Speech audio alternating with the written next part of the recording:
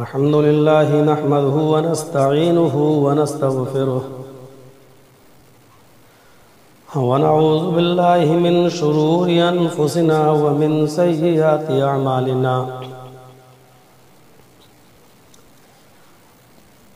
من يهده الله فلا مضل له ومن يضلله فلا هادي له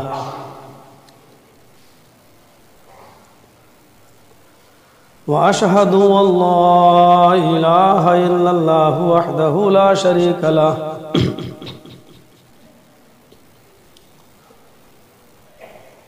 وأشهد أن محمدًا عبده ورسوله أما بعد فإن خير الحديث كتاب الله وخير الهدي هدي محمد صلى الله عليه وسلم وشر الأمور محدثاتها وكل محدثة بدعة وكل بدعة ضلالة وكل ضلالة في النار.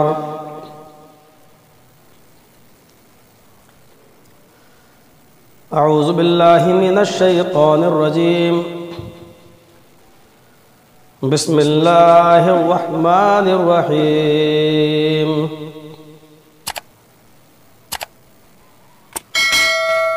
اليوم أكملت لكم دينكم وأتممت عليكم نعمتي ورضيت لكم الإسلام دينا.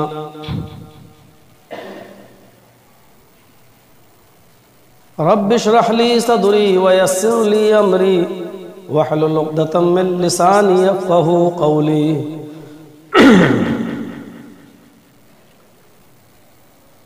حمد و ثنا تعریف و توصیف کبریائی و بڑائی کے لائق و مناسب ذات اللہ رب العالمین کی ہے، جو تنہا ہم سب کا معبود ہے، ہم سب کا مسجود ہے، جو وحدہ لا شریک ہے،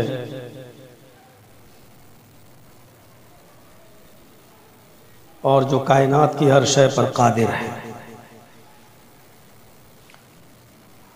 بعدہ درود و سلام کے بے شمار پھولوں کی بارش ہو احمد مصطفیٰ، محسن انسانیت، رسول رحمت، امام الثقلین، سید الانس والجن،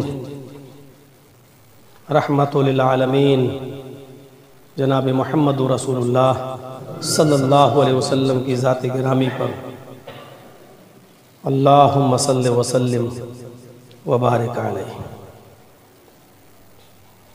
قرآن کریم کی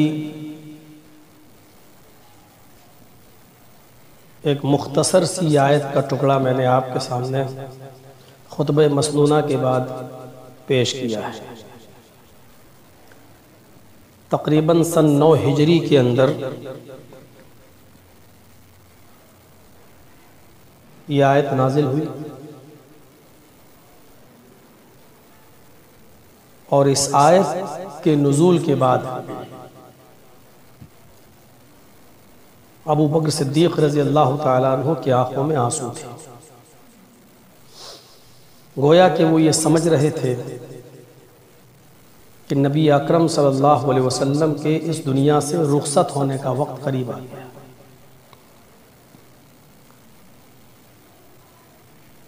اس آیت کے ترجمے سے ہی پتہ چلتا ہے الیوم اکملت لکم دینکم واتممت علیکم نعمتی. اے محمد صلی اللہ علیہ وسلم، آج میں نے تمہارے دین کو تم پر مکمل کر دیا. وَأَتْمَمْتُ عَلَيْكُمْ نِعْمَتِي، اور اپنی تمام نعمتوں کا اتمام کر دیا، پورا کر دیا. جو چیزیں حلال ہونا تھیں حلال ہو گئیں، جو چیزیں حرام ہونا تھیں حرام ہو گئیں. اب اس میں کسی قسم کی کوئی کمی و بیشی نہیں کی جا سکتی، اپنی تمام نعمتوں کا اتمام کر دیا۔ اور آگے والا جملہ وہ قابل غور ہے، وَرَضِيتُ لَكُمُ الْإِسْلَامَ دِينًا، میں تمہارے اسی اسلام سے میں راضی ہو گیا، میں خوش ہو گیا۔ اسلام وہی ہے جو جناب محمد رسول اللہ صلی اللہ علیہ وسلم کی زندگی میں اللہ تبارک و تعالی نے مکمل کر دیا تھا۔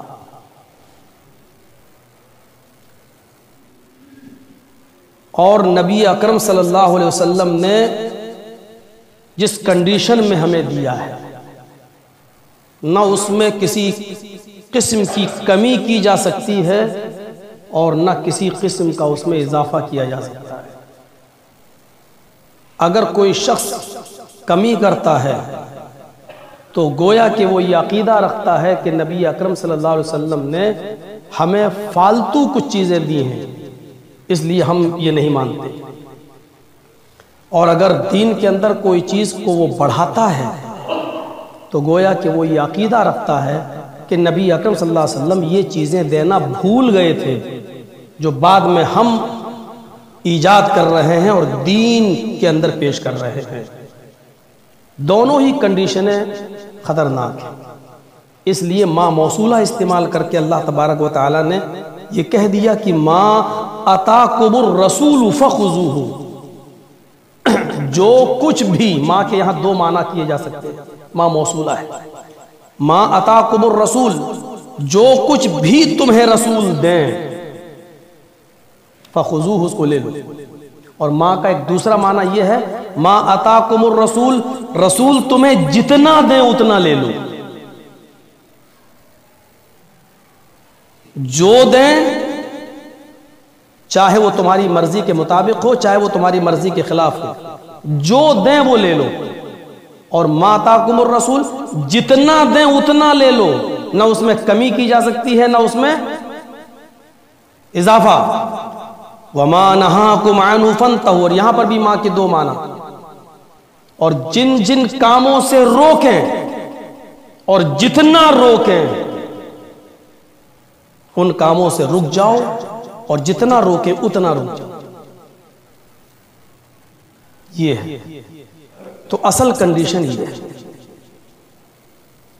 سارے دینی معاملات یا وہ معاملات جو دین سمجھ کر لوگ کر رہے ہیں، اس کی کسوٹی یہی ہے کہ اس کو ہم شریعت اسلامی پر، قرآن و حدیث پر پرکھیں گے۔ آپ کا کام خوب کریے، لیکن اس کی گواہی اگر شریعت سے مل رہی ہوگی تو وہ شریعت کا حصہ ہوگا، اور اگر شریعت میں اس کی گواہی نہیں ہے تو اس کا حصہ، وہ شریعت کا حصہ نہیں بن سکتا۔ ذرا تصور کریں، نماز ہے، نماز، اور کون پڑھا رہے ہیں؟ محمد رسول اللہ۔ اٹھاؤ ابو داؤد کتاب المساجد، صحابہ آپ کے پیچھے نماز پڑھ رہے ہیں،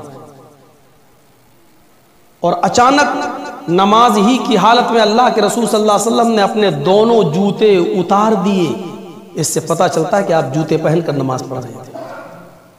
اپنے دونوں جوتے اتارے اور اپنے بائیں سائیڈ میں رکھ دیے۔ نبی اکرم کے صحابہ جو پیچھے نبی اکرم صلی اللہ علیہ وسلم کے نماز پڑھ رہے تھے، ظاہر ہے جب انہوں نے اپنے امام کو، اپنے نبی کو جوتے اتارتے ہوئے دیکھا تو انہوں نے بھی جوتے اتار دیے۔ حدیث کے الفاظ ہیں، فَلَمَّا قَضَى صَلَاتَهُ، جب اللہ کے رسول نے اپنی نماز مکمل کی، جب نماز سے فارغ ہوئے تو جوتوں کا ایک ڈھیر دیکھا، صحابہ کرام نے اتار اتار کے اپنے بغل میں رکھ دیے۔ تو اللہ کے نبی صلی اللہ علیہ وسلم نے جو سوال کیا وہ حدیث کی کتاب میں یوں ہے، ما حملکم علی القاء نعالکم، تمہیں تمہارے جوتے اتارنے کے لیے کس چیز نے ابھارا تھا؟ میں نے تو تمہیں جوتے اتارنے کا حکم نہیں دیا تھا، تم نے جوتے کیوں اتارے؟ اوفو، قربان چلے جائیے صحابہ کرام کے جذبات پر اور صحابہ کرام کے جواب پر۔ صحابہ کرام نے جو جواب دیا وہ یہ جواب دیا، جب اللہ کے رسول نے کہا کہ تم نے کیوں اپنے جوتے اتارے، تمہیں کس چیز نے ابھارا جوتے اتارنے پر؟ تو صحابہ کرام نے کہا اللہ کے رسول ہم سے کیوں پوچھ رہے ہیں کہ ہم نے جوتے کیوں اتارے؟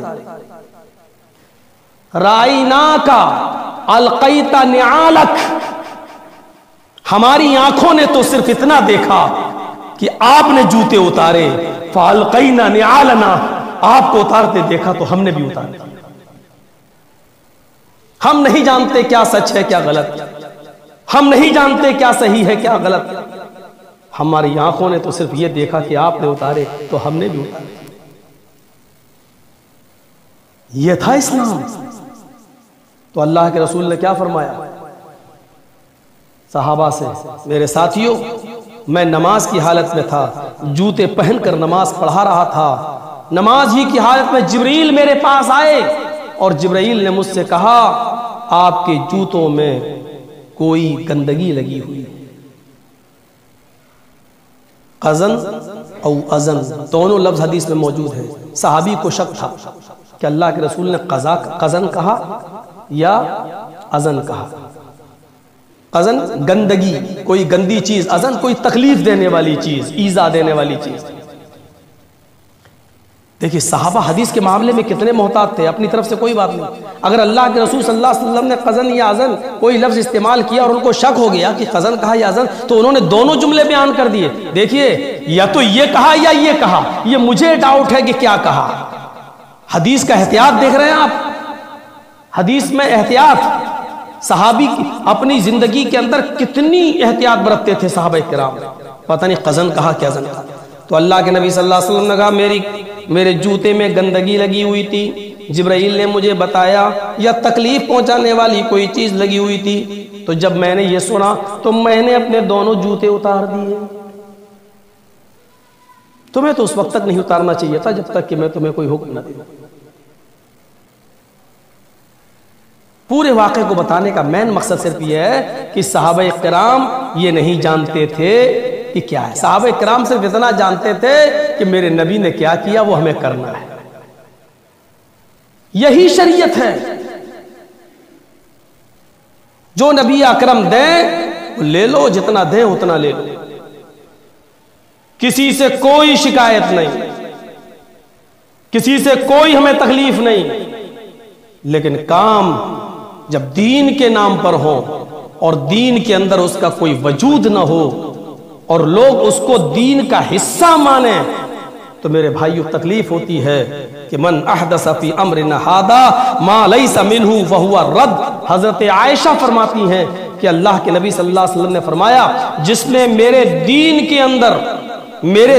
کے اندر فی امرنا اے فی دیننا، فی امرنا کا مطلب فی دیننا، ہمارے دین کے اندر اگر کسی نے ذرہ برابر بھی کوئی نئی چیز ایجاد کی تو اللہ کے رسول صلی اللہ علیہ وسلم نے فرمایا فہو رد، وہ مردود ہے، وہ اسی کے منہ پہ ماری جائے گی، شریعت سے اس کا کوئی حصہ نہیں۔ اس میں کوئی قباحت نہیں ہے، اس میں کوئی بری بات نہیں ہے، اور یہ چیز انتہائی خوشی کی ہے۔ کیا چیز؟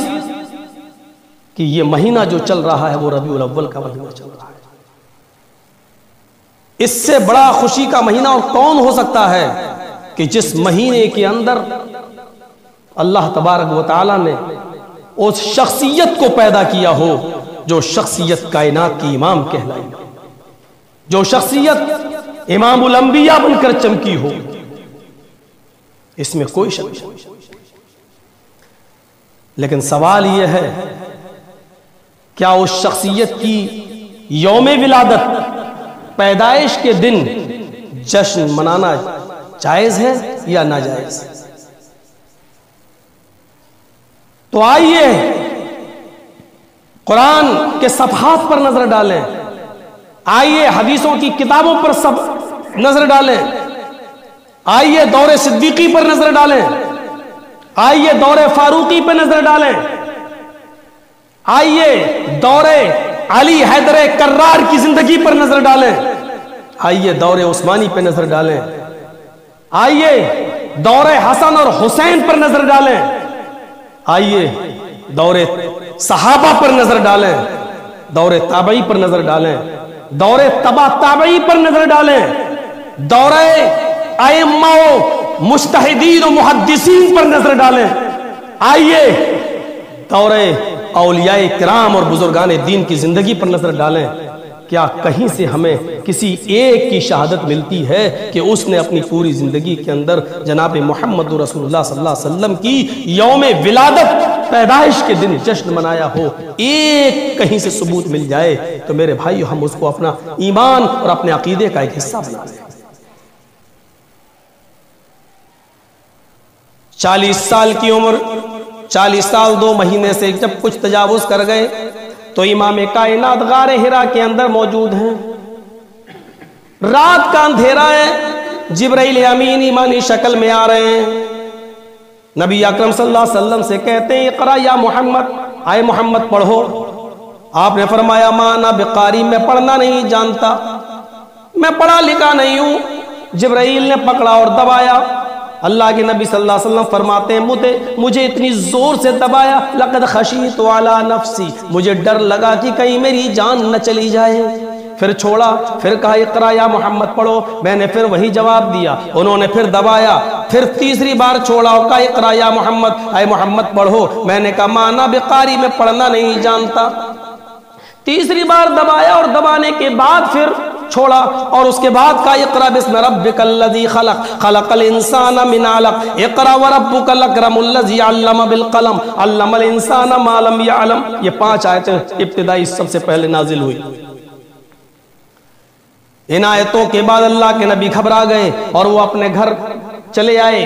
حضرت خدیجہ سے کہتے ہیں زملونی زملونی، خدیجہ مجھے چادر اڑاؤ، آج مجھے اپنی جان کا ڈر لگ رہا ہے۔ تو حضرت خدیجہ نے یہ کہہ کر ڈھارس بندھائی انکا، نہیں آپ ڈر کیوں رہے ہیں، آپ کو ڈرنے کی ضرورت نہیں ہے، آپ کیوں خوف کھا رہے ہیں؟ انکا لتصل الرحم، آپ تو رشتہ داریاں توڑتے نہیں ہیں، آپ تو رشتہ داریوں کو جوڑنے کا کام کرتے ہیں۔ انکا لتصل الرحم وتحمل الکلا، آپ تو مزدوروں کا بوجھ خود لاد کر اپنے سینے پر اپنے کاندھے پر اٹھا کر ان کو ان کے گھر تک پہنچا دیتے ہیں۔ وتکسب المعدوم، جن کے پاس کھانے پینے کا سامان نہیں ہے آپ محنت و مزدوری کر کے اس کو کھلاتے اور پلاتے ہیں، کما کما کر اس کو دیتے ہیں۔ وتقری الضیف، اور آپ تو مہمانوں کی مہمان نوازی کرتے ہیں۔ وتعین علی نوائب الحق، اور جو راستہ بھول گیا ہو آپ اس کو اس کی منزل مقصود تک پہنچا دیتے ہیں۔ ایسے انسان پر اگر جن یا شیطان کا سایہ ہو سکتا ہو تو پھر بچے گا کون؟ اے محمد صلی اللہ علیہ وسلم، اے میرے سرتاج، آپ کے اندر یہ خوبیاں ہیں، آپ کو ڈرنے کی ضرورت نہیں ہے۔ یہ پوری زندگی یہاں سے شروع ہوتی ہے نبی اکرم کی، اور پھر قل اعوذ برب الناس سے لے کر من الجنۃ والناس تک پڑھ جائیے، کہیں پر بھی آپ کو نہیں ملے گا کہ نبی اکرم صلی اللہ علیہ وسلم نے کبھی جشن منایا۔ 40 سال کے بعد آپ کی نبوی زندگی شروع ہوتی ہے، 23 سال تک آپ زندہ رہے، نہ 23 سال کی پوری زندگی میرے بھائیوں آپ پڑھ جائیے، نہ خود نبی نے جنم دن منایا، نہ نبی کے بیوی بچوں نے منایا، نہ نبی کے صحابہ نے منایا۔ جس شریعت کے اندر یہ چیز موجود ہو کہ اللہ کے نبی صلی اللہ علیہ وسلم جب بیت الخلا جاتے تو اپنا بایاں قدم پہلے رکھتے، جب وہاں سے نکلتے تو اپنا دائنا قدم باہر نکالتے۔ جس شریعت میں یہ چیز موجود ہو کہ اللہ کے نبی نے فرمایا کہ جب تم بیت الخلا میں بیٹھو لیٹرین کے لیے تو اپنے بائیں پیر پر زور دے کر، بائیں پیر پر زور دے کر بیٹھو۔ جس شریعت میں یہ موجود ہو کہ جب تم بیت الخلا میں جاؤ تو اللہم انی اعوذ بک من الخبث والخبائث پڑھو۔ جس شریعت کے اندر یہ موجود ہو کہ اگر تمہیں پانی نہ ملے تو استنجے کے لیے 3 مٹی کے ڈھیلے استعمال کرو۔ جس شریعت کے اندر یہ موجود ہو کہ آپ لیٹرین کس طرح کرتے تھے، کپڑے کس طرح پہنا کرتے تھے، پانی کس طرح پیا کرتے تھے، بیت الخلا کس طرح جایا کرتے تھے، میرے بھائیوں کیا اس پوری شریعت کے اندر یہ موجود نہ ہو کہ نبی اکرم کی 12 ربیع الاول آتی ہو اور یوم ولادت آتا ہو اور نبی اکرم صلی اللہ علیہ وسلم 12 ربیع الاول کو اپنا جشن، اپنی پیدائش کی خوشی کس طرح مناتے ہو؟ تعجب ہے میرے بھائیوں، پیشاب اور لیٹرین تک کا طریقہ جب شریعت میں موجود ہو، لیکن اتنی بڑی خوشی اور وہ شریعت کا حصہ اور دین سمجھ کر منائی جا رہی ہو۔ اور یہ موجود نہ ہو. وہی حضرت انس ہے جب نبی اکرم صلی اللہ علیہ وسلم، اور ایک بات یاد رکھنا، نبی اکرم صلی اللہ علیہ وسلم کی تاریخ ولادت میں اختلاف ہے، یوم ولادت میں اختلاف ہے.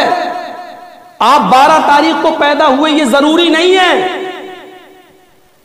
قاضی سلیمان منصور پوری رحمت اللہ علیہ نے رحمت للعالمین کے اندر لکھا ہے کہ آپ کی ولادت 1 عام الفیل 9 ربیع الاول کو ہوئی، اور یہی تاریخ ولادت آپ تعجب کریں گے، میں شاہی جامع مسجد کے ایک اٹاوا ہی کی نہیں، پورے ہندوستان کی جماعت اہل حدیث کی سب سے بڑی مسجد کے ممبر سے اس بات کا اعلان ڈنکے کی چوٹ پہ میں کرتا ہوں کہ صرف قاضی سلیمان منصور پوری نہیں، بریلویوں کے امام، اہل سنت کے امام، جن کو وہ سب سے بڑا بزرگ سمجھتے ہیں، جن کو وہ اعلیٰ حضرت کا نام دیتے ہیں، احمد رضا خان بریلوی، احمد رضا خان فاضل بریلوی نے بھی اپنی کتاب فتاوی رضویہ کے اندر یہ لکھا ہے کہ محمد رسول اللہ صلی اللہ علیہ وسلم کی تاریخ ولادت 12 نہیں 9 ربیع الاول ہی راجح ہے اور زیادہ صحیح ہے. بریلویوں کے امام جن کے نام پر بریلویت نام رکھا گیا، اس بزرگ نے بھی یہ تسلیم کیا ہو کہ 9 ربیع الاول صحیح ہے، تو پھر میرے بھائیوں بتائیے پھر 12 ربیع الاول کو جشن منانا بہت بڑا پس پردہ ایک گیم کھیلا گیا ہے، کیونکہ 12 ربیع الاول کو محمد رسول اللہ کا انتقال ہوا ہے. 9 ربیع الاول پیدائش، انتقال کب؟ 12 ربیع الاول. یہ انتقال کے دن، انتقال کی خوشی کے آڑ میں، انتقال کے جشن کی آڑ میں یہ بیہودہ کھیل کھیلا جا رہا ہے کہ ہم جشن منا رہے ہیں. ذرا تصور کریں اور اپنے دماغ سے سوچیں کہ آپ کا بیٹا اگر 10 اپریل کو پیدا ہو تو آپ ہر سال اس کا برتھ ڈے مناتے ہیں، لیکن 10 کو اگر 10 اپریل کو اس کا انتقال ہو جائے تو آپ کے لیے وہ 10 اپریل کیا ہوگا؟ آپ کو ہر 10 اپریل اپنے بچے کی پیدائش یاد نہیں رہے گی، بلکہ 10 اپریل آج کے دن میرا بیٹا انتقال کر گیا تھا، آج کے دن میرا باپ انتقال کر گیا.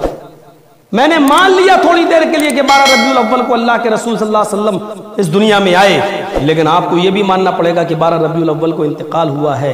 یہ تو کنفرم ہے کہ آپ 12 ربیع الاول کو اللہ کو پیارے ہوئے. اب آپ بتائیے کہ آپ انتقال کے غم کو بھول کر خوشی منا رہے ہیں. آپ کہتے ہیں کہ ہم ان کا انتقال مانتے ہی نہیں، وہ تو زندہ ہیں. تو پھر آپ ہی ایک مسئلے کا جواب دے دیجئے. آپ تو اللہ کے رسول صلی اللہ علیہ وسلم کو بشر بھی نہیں مانتے، آپ تو کہتے ہیں کہ اللہ کے نبی نور تھے، تو مجھے یہ بھی بتا دیجئے نور بھی کبھی پیدا ہوتا ہے؟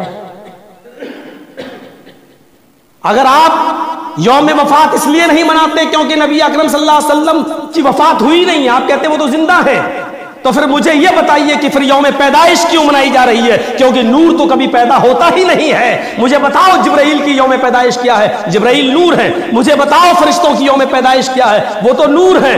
کیا کبھی کسی فرشتے کی یوم ولادت منائی گئی ہے؟ کیا کبھی جبرائیل کی یوم ولادت منائی گئی ہے؟ نور پیدا نہیں ہوتا ہے، اور جب نور پیدا نہیں ہوتا ہے تو اس کی یوم ولادت بھی نہیں ہوتی ہے. اور اگر تم اللہ کے رسول کو نور مانتے ہو تو پھر یوم ولادت کیسے منائی جائے گی؟ پتہ نہیں، ایک جگہ کوئی ٹکتا ہی نہیں ہے. اگر انتقال نہیں تو ولادت بھی نہیں، اور اگر ولادت ہے تو یہ ماننا پڑے گا کہ آپ بشر ہیں، اور اگر بشر کی ولادت ہے تو یہ بھی ماننا پڑے گا کہ اس کو انتقال بھی ہے، اس کو فنا بھی ہے. کل من علیہا فان، یہ بھی ماننا پڑے گا کہ کل نفس ذائقۃ الموت. یہ بھی ماننا پڑے گا. ایک چیز مانتے ہو اور ایک چیز نہیں مانتے ہو. میرے پیارے ساتھیوں، یہی تو دلائل ہونا چاہیے. آئیے، اللہ کے رسول اس دنیا سے چلے گئے، رخصت ہو گئے. حضرت انس کہتے ہیں کہ 12 ربیع الاول کو جس دن محمد رسول اللہ صلی اللہ علیہ وسلم اللہ کو پیارے ہوئے، حضرت فاطمہ یہ کہہ رہی تھی کہ جو غم میرے اوپر گرے ہیں گزرے ہیں، اگر وہ کسی پہاڑ کے اوپر گرے ہوتے تو پہاڑ ریزہ ریزہ ہو جاتا، کسی دن پر گزرے ہوتے تو دن مایوس ہو جاتا، دن رات میں بدل جاتا. 12 ربیع الاول کو فاطمہ رضی اللہ تعالیٰ عنہ غم میں نڈھال ڈوبی ہوئی ہیں. حضرت عائشہ صدیقہ کا حال دوسرا ہے. حضرت عمر فاروق 12 ربیع الاول کو تلوار نکال لیتے ہیں اور یہ کہتے ہیں کہ اگر کسی نے کہہ دیا کہ محمد رسول اللہ کا انتقال ہو گیا تو ہم اس کی گردن اڑا دیں گے. حضرت انس کہتے ہیں کہ اللہ کے نبی جب مدینے میں آئے تو اس سے زیادہ تابناک اور روشن دن میں نے نہیں دیکھا، اور جب محمد رسول اللہ 12 ربیع الاول کو انتقال کر گئے تو اس سے زیادہ اندھیرا میں نے مدینے کی گلیوں میں نہیں دیکھا. میرے پیارے ساتھیوں، وہاں 12 ربیع الاول کو میرے بھائیوں آنسوؤں میں پورا مدینہ ڈوبا ہوا ہے، اور یہاں 12 ربیع الاول کو ہمارے مکان میں لائٹیں جل رہی ہیں، چراغاں ہو رہے ہیں، جھنڈیاں لگائی جا رہی ہیں اور جشن منایا جا رہا ہے. فَأَنَّا يُؤْفَكُونَ، ہماری عقلیں کیسے پھیر دی گئی ہیں، ہماری عقلوں پر کیسے تالے پڑ گئے ہیں. ذرا تصور کرو کہ 12 ربیع الاول کو وہاں کیا حال ہے. وہاں حضرت ابو بکر صدیق عمر فاروق کے ہاتھ سے تلواریں چھین کر پھینکتے ہیں، مسجد نبوی میں منبر پر کھڑے ہو کر خطبہ دیتے ہیں. آئے عمر ہوش میں آؤ، اللہ تعالیٰ میرے نبی پر 2 موتیں کبھی نازل نہیں کرے گا. جو موت لکھنا تھی آنا تھی وہ آ چکی ہے، 2 موتیں نہیں دے گا. لوگوں کان کے پردے کھول کے سن لو. اور حضرت ابو بکر کہتے ہیں من کان منکم یعبد محمدن فإن محمدن قد مات. تم لوگوں میں سے جو محمد کو اپنا رب سمجھتا تھا، جو محمد کو اپنا معبود سمجھتا تھا، جو محمد صلی اللہ علیہ وسلم کی عبادت کرتا تھا، وہ سن لے فإن محمدن قد مات. محمد رسول اللہ اللہ کو پیارے ہو چکے ہیں، محمد رسول اللہ اللہ کے پاس جا چکے ہیں. ومن کان منکم یعبد اللہ فإن اللہ حی لا یموت. اور جو اللہ کی عبادت کرتا تھا وہ سن لے اللہ زندہ ہے، وہ کبھی مرے گا نہیں. آئے عمر ہوش میں آؤ. وما محمد الا رسول قد خلق من قبلہ الرسل. کیا تمہیں یہ آیت نہیں پڑھی ہے قرآن میں؟ کیا ہے محمد صلی اللہ علیہ وسلم آپ سے پہلے بھی بہت سے رسول اس دنیا میں آئے، ان کو بھی موت آئی، آپ کو بھی اس دنیا سے جانا ہے. حضرت عمر فاروق کھڑے ہو گئے، کہتے ہیں ابو بکر اللہ کی قسم مجھے ان آیتوں پر میری نظر نہیں گئی. آج مجھے ایسا لگ رہا ہے جیسے یہ قرآن کی آیتیں آج ہی نازل ہو رہی ہوں. ہم نے بھی اپنا عقیدہ بدل لیا، ہم بھی مانتے ہیں کہ اللہ کے رسول اللہ کو پیارے ہو گئے. میرے پیارے ساتھیوں، قرآن و حدیث کی دلیل آئی، حضرت عمر نے سر آنکھوں پر لے لیا، ابو بکر صدیق نے ان کو سمجھایا. کہنے کا مقصد یہ ہے شریعت وہ ہے جو کتاب و سنت کے اندر موجود ہے. میرے بھائیوں، اللہ کے رسول اس دنیا سے رخصت ہو گئے، ابو بکر کا زمانہ آیا، 2 سال خلیفہ رہے. ایک واقعہ کہیں نہیں ملتا کہ 2 سال میں انہوں نے کبھی زندگی میں محمد رسول اللہ صلی اللہ علیہ وسلم کا جشن منایا ہو. سسر تھے اللہ کے رسول صلی اللہ علیہ وسلم کے، سسر تھے ابو بکر صدیق. ابو بکر نے اپنی بیٹی عائشہ دی تھی نبی اکرم کو. ابو بکر کے انتقال کے بعد عمر فاروق کا زمانہ آیا، 10 سال خلافت کی. یہ بھی سسر تھے، اپنی بیٹی حفصہ دی تھی جناب محمد رسول اللہ صلی اللہ علیہ وسلم کو. 10 سال میں 10 مرتبہ 12 ربیع الاول کی تاریخ آئی، لیکن حضرت عمر فاروق نے کبھی پوری زندگی میں 12 ربیع الاول کے دن ایک بھی چراغ نہیں جلایا، ایک بھی جشن نہیں منایا، یوم ولادت نہیں منائی. ارے عثمان غنی کو لے لیجئے، انہوں نے 12 سال خلافت کی، داماد تھے. اللہ کے رسول نے اپنی بیٹی رقیہ دی تھی، رقیہ کا انتقال ہوا تو ام کلثوم دے دی. ام کلثوم کا انتقال ہوا تو یہ بھی فرمایا آئے عثمان تم نے میرے کلیجے کو اتنا ٹھنڈا کیا، اگر میرے پاس 100 بیٹیاں بھی ہوتی اور ایک ایک کر کے گزرتی جاتی تو میں ایک ایک کر کے عثمان کو دیتا جاتا. اتنا کلیجہ ٹھنڈا کیا عثمان نے. لیکن 12 سال میں 12 مرتبہ 12 ربیع الاول کی تاریخ آئی، لیکن ایک مرتبہ بھی حضرت عثمان غنی نے اپنے سسر جناب محمد رسول اللہ کا جشن نہیں منایا. حضرت علی کو لے لیجئے، 5.25 سال خلافت کی، 5.5 سال میں 5 مرتبہ نہ صحیح تو 4 مرتبہ تو 12 ربیع الاول آئی ہوگی. میرے بھائیوں، یہ داماد ہیں حضرت علی، یہ داماد ہیں. نبی اکرم نے اپنی چہیتی اور سب سے زیادہ لاڈلی بیٹی حضرت فاطمہ کو ان کے نکاح میں دیا، لیکن حضرت علی نے بھی کبھی جشن نہیں منایا، حسن نے نہیں منایا، حسین نے نہیں منایا، میرے بھائی عمر ابن عبدالعزیز نے نہیں منایا، صحابہ نے نہیں منایا. آئیے صحابہ کے بعد زمانہ تھا تابعین کا، تابعین نے نہیں منایا. ان کے بعد زمانہ آتا تبا تابعین کا، تبا تابعین نے نہیں منایا، ان کے بعد زمانہ آتا ہے ائمہ و مجتہدین کا، محدثین کا، انہوں نے بھی کوئی ایک محدث ہمیں اسلامی تاریخ میں ایسا نہیں ملتا، نہ امام بخاری، نہ امام مسلم، نہ امام ترمذی، نہ امام ابن ماجہ، نہ امام بیہقی، نہ امام دارمی، نہ میرے بھائیوں کوئی اور بزرگ، کسی ایک محدث نے اپنی پوری زندگی کے اندر جشن منایا ہو، اور ان بزرگوں نے، ان محدثین نے کوئی ایک حدیث بھی پیش کی ہو کہ اللہ کے رسول کا جشن منایا جا سکتا اور یہ دین کا حصہ ہے، کسی نے نہیں منایا۔ ان کے بعد زمانہ آتا ہے اکابرین اولیاء کا، اولیاء کرام میں سب سے بڑے بزرگ جن کو کہا جاتا ہے شیخ عبد القادر جیلانی بغدادی رحمت اللہ علیہ، لاؤ ان کی پوری زندگی پیش کرو میرے بھائیوں، انہوں نے اپنی پوری زندگی میں کہیں اللہ کے رسول صلی اللہ علیہ وسلم کا کبھی جشن منایا ہو۔ خواجہ معین الدین چشتی اجمیری رحمت اللہ علیہ، جن کے نام کی تم نیازیں اور منتیں کھاتے ہو، کبھی پوری زندگی کے اندر ایک دن جشن منایا ہو۔ حضرت نظام الدین اولیاء رحمت اللہ علیہ، جن کا مزار دلی کے نظام الدین کے اندر موجود ہے، کبھی اپنی پوری زندگی کے اندر ایک بار بھی جناب محمد رسول اللہ کا جشن منایا ہو۔ اب منہج اہل حدیث کا اصول سن لو، جماعت اہل حدیث کے اصول کو جماعت کا ایک ذمہ دار شخص اپنے منہ سے کہتا ہے، رب کعبہ کی قسم شاہی مسجد کے منبر پہ کھڑے ہو کر اس بات کا اعلان کرتا ہوں کہ لاؤ نبی کی 23 سالہ زندگی جو نبی گزری ہے، ایک دلیل دے دو، ہم اپنا ایمان بنا لیں گے۔ ابو بکر کی زندگی سے ایک واقعہ پیش کر دو کہ کبھی انہوں نے جشن منایا ہے، ہم منانا شروع کر دیں گے۔ انہوں نے نہیں بنایا، اگر انہوں نے بنایا ہوتا اللہ کی قسم جماعت اہل حدیث اس کو اپنا عقیدہ بناتی، اپنا ایمان بناتی۔ اگر ابو بکر نے جشن منایا ہوتا تو محمد رسول اللہ کا جشن منانا ہمارا عقیدہ ہوتا۔ اگر اللہ کے رسول نے جشن منایا ہوتا تو یہ جشن ہمارا عقیدہ ہوتا۔ اگر ائمہ و مجتہدین اور اولیاء کرام نے منایا ہوتا اور اس کی دلیل دی ہوتی، کتاب و سنت میں اس کی دلیل ہوتی، تو اللہ کی قسم یہ جماعت اہل حدیث کا ایک عقیدہ ہوتا۔